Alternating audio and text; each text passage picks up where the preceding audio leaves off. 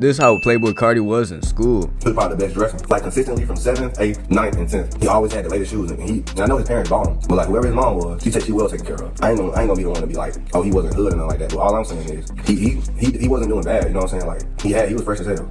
For sure. Whoever his mom was, or dad, they had some paper since back then. But he wasn't like the type of dude who was rich. Like he was still middle class. It wasn't like it was his parents' reasons for him to come up though. Now that I can say he's a person who had to come up on his own. I didn't think he was gay when we was growing up, but you know the industry can turn you into that. But I was like, damn, bro, I remember that. That went across my mind. That nigga had hella hoes. Keep it 1,000. He was fresh. He was cool too. He weren't no bully type nigga. He was just a nigga who, you know, I would say this. He always been popular. Like popular meaning like, he had the females, he had the drip, and he always hung around the who's. But like, he always got around the people who was around the rappers. So in Atlanta, you gonna know somebody who know rappers. And Carti would always be around that nigga who know all the rappers. I forgot the dude's name, but he was real cool with rich kids. And we used to rap in 7th grade. So me, Carti, and a bunch of niggas, we used to be in the studio after school in the 7th grade. Playboi Carti. So he been rapping for a long time. I just didn't know he took it serious because he was real focused on basketball. In 7th grade, we used to have this after school program at Bear Creek.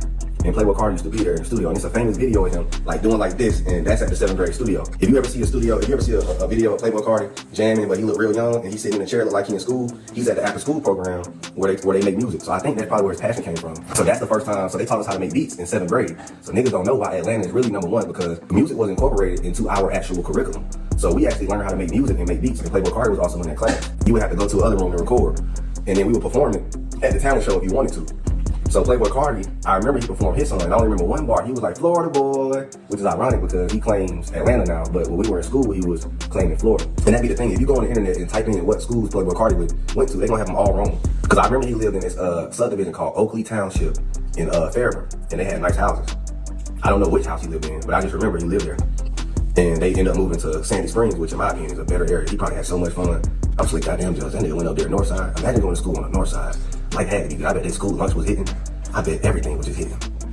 Then he ended up getting like meeting people to become a celebrity and shit. Like, north side, I bet that was a great experience.